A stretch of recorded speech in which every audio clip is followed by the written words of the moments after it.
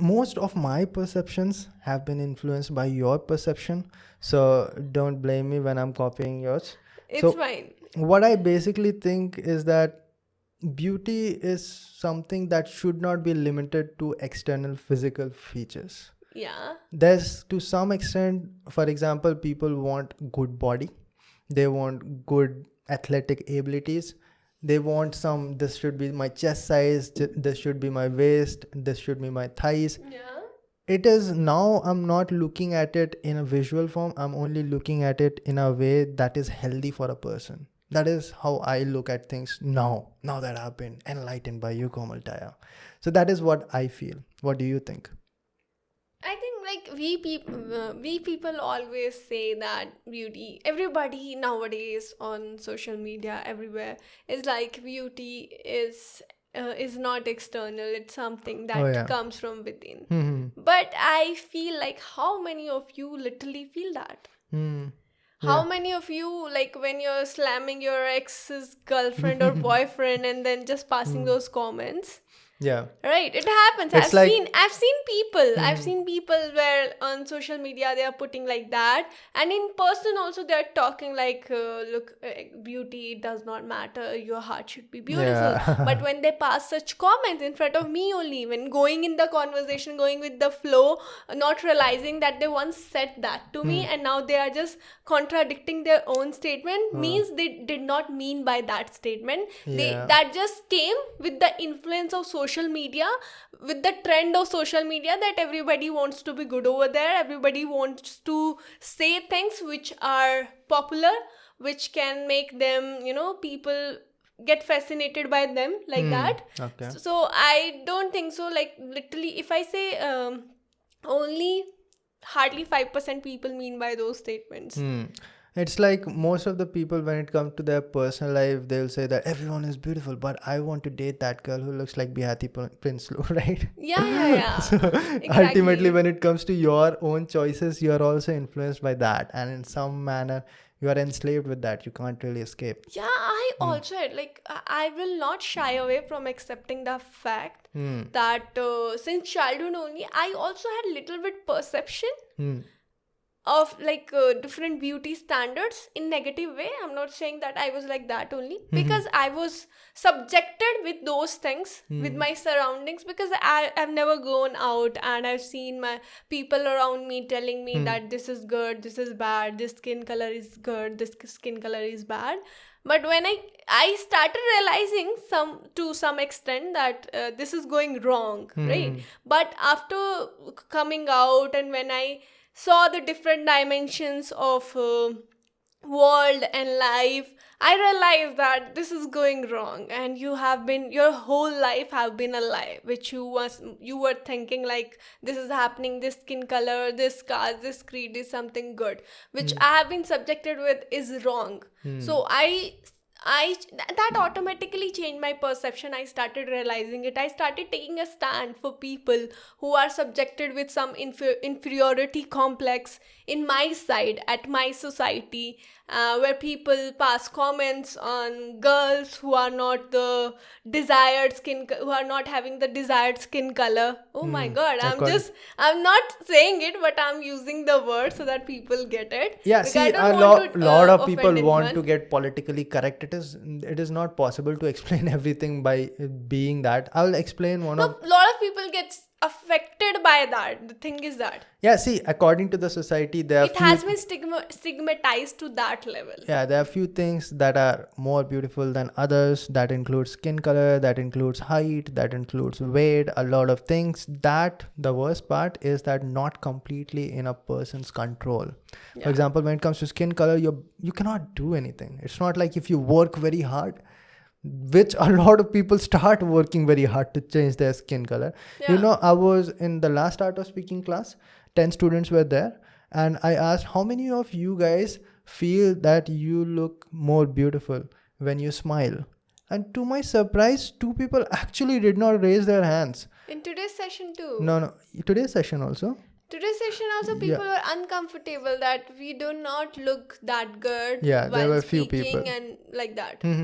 But over there, they actually did not raise hand. And when I asked that, actually, do you really feel that? And they said, yes, because I've been told that my teeth are crooked and I don't look better while smiling. Those people are really not smiling because that is what they have been told throughout their life. So that is a real problem. And I also did not used to smile, correct? Because that is imparted. I grew up listening to a lot of people calling me, you are dark skinned. In my school, there was a girl, I was in 4th standard, and she went back to me and she just said, Kalu, like that. I'm barely in 6th standard. How old are you? 14, I think. Yeah. And this girl is also 14. And this is very common. That Not 14, you must be around 11 or 12. Okay, like that. I don't know. I'll have to calculate. Not that good in mathematics, even though I was an institute scientist. But anyways, coming back to the point, the topic remains the same. That we are just kids, and these mentalities, and I know that definitely must have plunged a deep dent in my heart somewhere or the other. Correct? So you live your life like that for years and years until someone actually tells you that it is not that big of a deal. There are people right now sitting in America who are trying to get tans to increase the darkness of their skin, right? Yeah, but like you can see, nobody is satisfied. Asians want to there get are a lot fairer, and Westerners want to get tan skin, dark skin. So it's all about the trend. It's all about the country. It's all about the tribe, age, timings when you're born in. Yes. Right. For example, there is no perfect standards of a beauty that this is perfect beauty. It's variable. And what? It's variable. Like I said, no, during the French Revolution, fat girls used to be the models over there, because being fat basically means that you are very rich and wealthy and you have sufficient amount of money to buy a lot of food.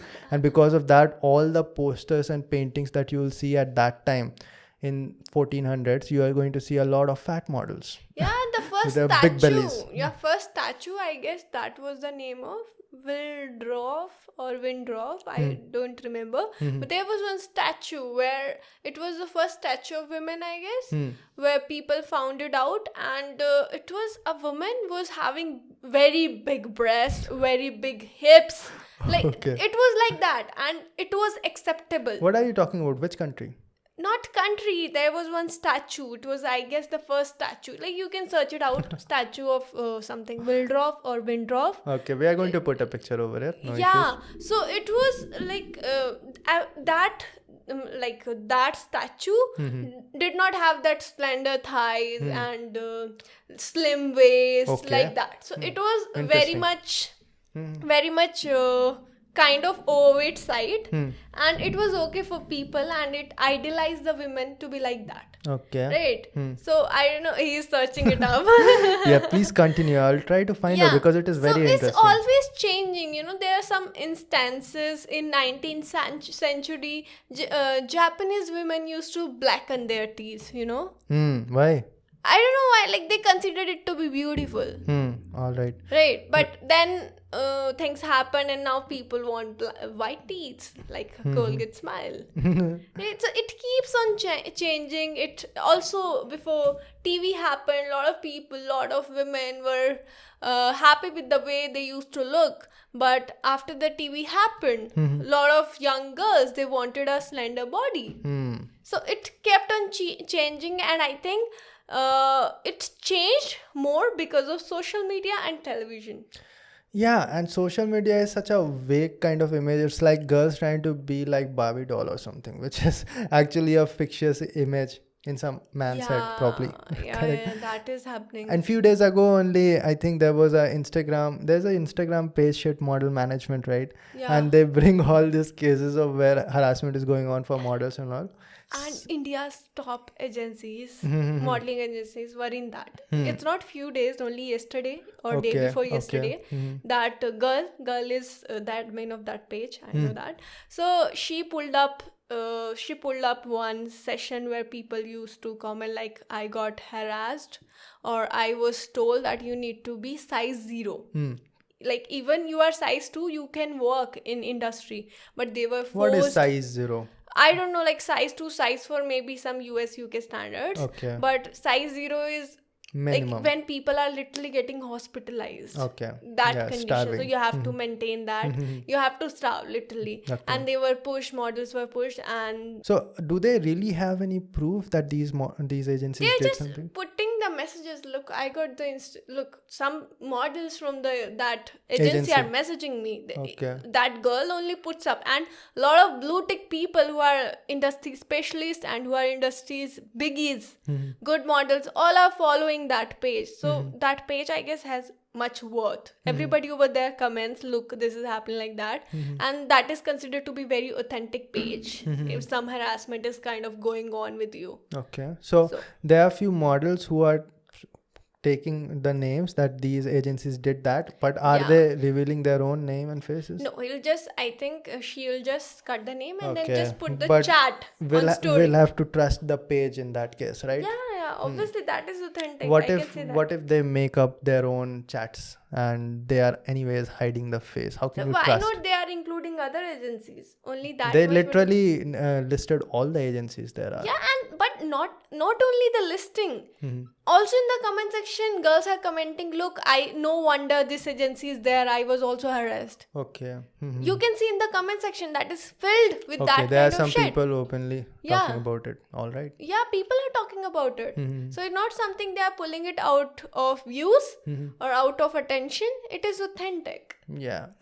A lot of people take a huge amount of drastic decisions to change their body, and a lot of them are not safe. For example, when it comes to men also, there are a lot of boys who are just lifting, and I've seen so many boys almost injured 24/7. They're having some injury or the other because of the decisions that they took. I know one person personally that he went to a doctor to surgery out some of the muscle from his chest to get it better, and he spent lakhs over there.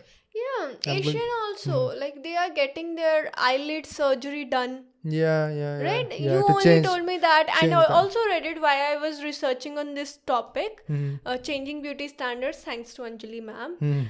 She only suggested me this topic, and I researched on it, and when I research, I get deep dive into it, literally. So I was researching and I just saw that Asians are getting their eyelid surgery so that they can look like that. In China, like more Westerners. In China, one man, there must be a lot of them, but one man actually placed some metal over there in spine to increase his height. Otherwise, he's not going to get married like that. In China, China is having a huge issue when it comes to the ratio between male to female. And there are a lot of things going on. I think they are on the top of the food chain. I think the whole beginning of plastic surgery is the beginning of insecurities. Like, how insecure can you be, man, to have so many surgeries? Do you even recognize yourself after you have done so many surgeries? I cannot recognize those people before and after. There are so many before and afters, right? You basically changed your body in a very unnatural manner. Yeah. So Ashish, I was just wondering about these beauty standards. Where does this come from? So I guess it comes from before television and before social media. It always comes from the biggest medias. Like from drawings and paintings at that era. That was the media over there. Like that was era when people, like some historian guy, some random guy draws some his fantasies in his like the way he likes women and just draws it, and then women try to follow that. Women try to get influence, and then they try to incorporate the same beauty and same outer beauty, the same figure. But here's the thing, there's a scientific reason also why men are attracted towards that 34 26 36. No, that has changed. Like in modeling now it has changed. Okay, but but that the ratio which you are telling me, that is for a woman who can carry a baby well. Yes. Yeah, and that is 36 24 36 24 36. Yeah, that is what scientists after research said, that if a woman is having that kind of body, then she is going to be able to carry a child in the best manner. That is why a lot of men are naturally attracted towards that body. It is kind of like genetics. So that might be also a reason, correct? Yeah, but nowadays,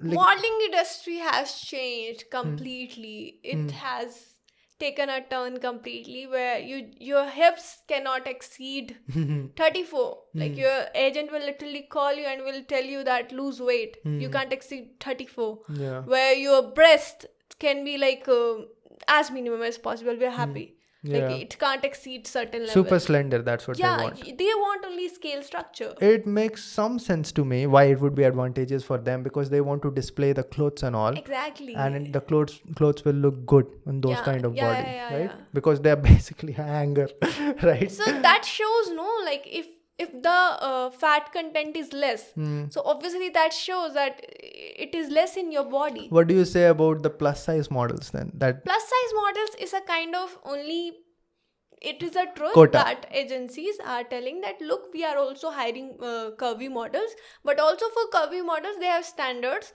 Look, this only we want, and that too only want Barbara Palvin. You all must be knowing her. I am not knowing her. I think she was a plus size model. Yeah, but nobody knew that she was plus size because she was that. She was okay. Okay. Like nobody knew famous. that. Famous, she's very famous, but nobody knew that she looked thin only. But a lot of people thought that she's thin only and thin model only, but she was plus size model. Just take a look. Oh, all right. So according to statistics, she is a plus size model. Yeah. According to the agency. Yeah, I got it. You showed me the picture once. Exactly. And a lot of you must be shocked after that. Yeah, a lot of shady things. You must be under the same impression. Yeah, she's a plus size model, right? Yeah. Okay. Barely looking plus size. She's like looking like but Komal. also plus size also they are like on the higher side of weight. So there are models, but very limited. Very limited. Like in their casting, they'll invite you and they'll tell you we need plus size, and then they'll just cross, and then just they take the models they always wanted to take. Agencies are having huge amount of monopoly, I think. Yeah, they are able to play taking things one for type granted. of things only. Yeah. Like we have experience. Yeah. They are on another tangent only. I don't think so. What they are doing sometimes, they are not open for everything. They are only selective of very few. They are having huge weight when it comes to these activists and all. Every now and then there will be shunts of they have to play by the rules. Maybe they are having their issues as well. Correct. What? I mean, they are having that you have to have these kind of people also. These kind of people show diversity over there.